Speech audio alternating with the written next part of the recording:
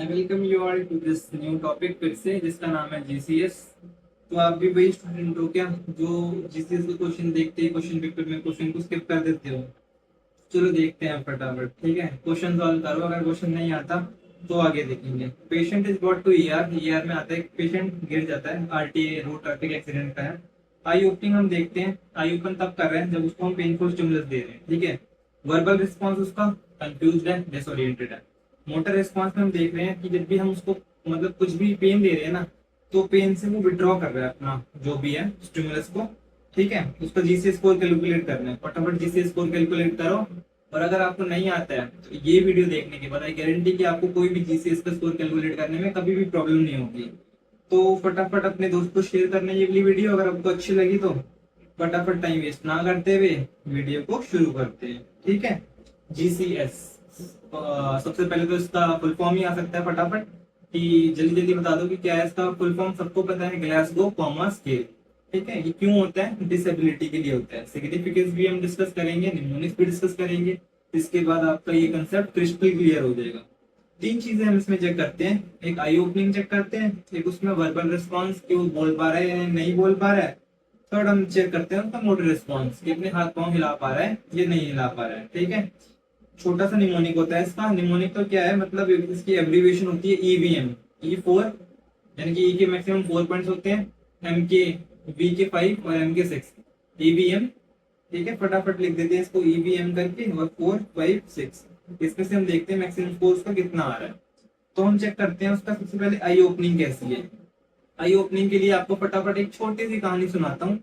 सुबह सुबह आप जब देखो, अगर वो स्पॉन्टेनियसली अपनी आंखें खोल पा रहा है तो उसको हम 4 पॉइंट दे देते हैं, यानी कि वो आया है तो वो देख पा रहा है सब कुछ, तो उसको 4 पॉइंट दे देते हैं। कहानी हम शुरू करते हैं। जैसे कि मान लो आप सो रहे हो सुबह।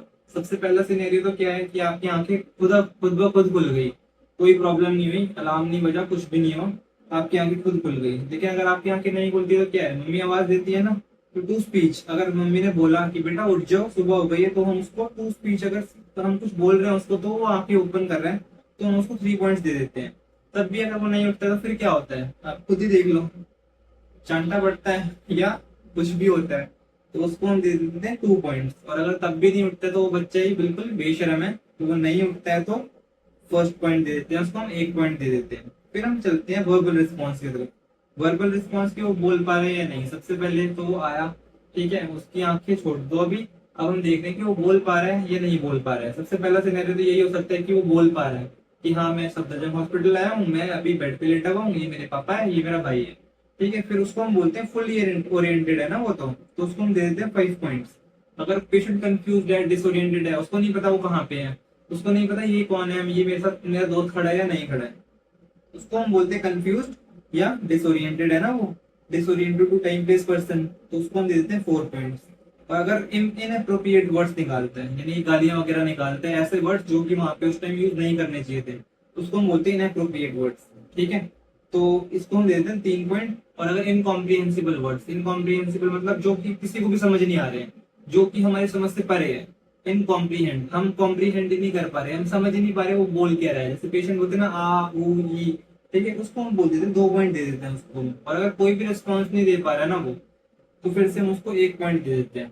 अब हम चलते हैं अपने अगले मोटर रिस्पॉन्स की तरफ। देखो कितना सिंपल था।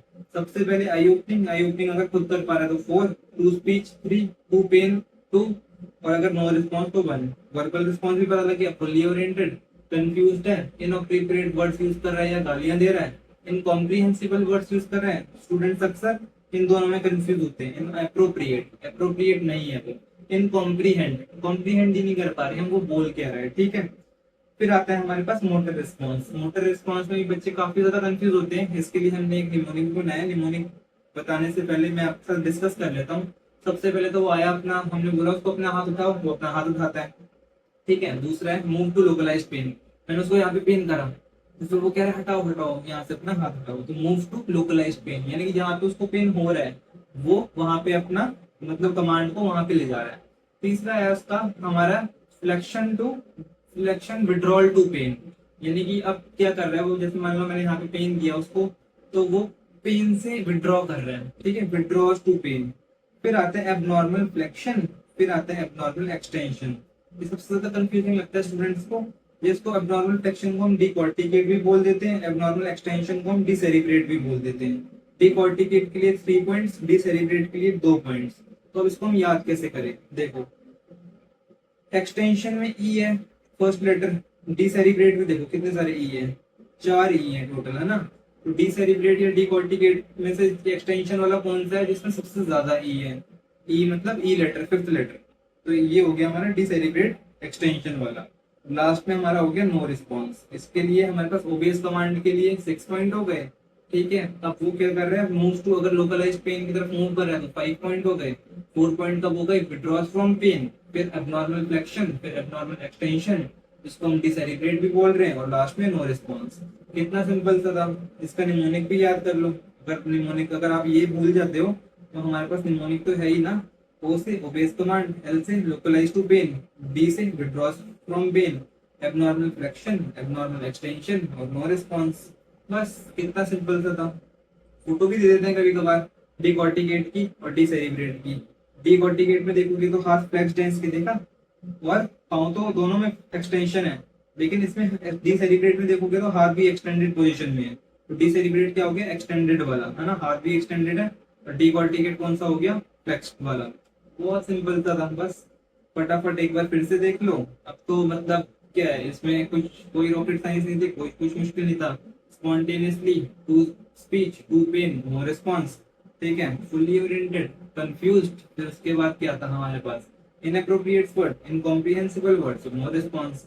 फिर हमारे पास मीनिंग है ही ओल्ड पेन।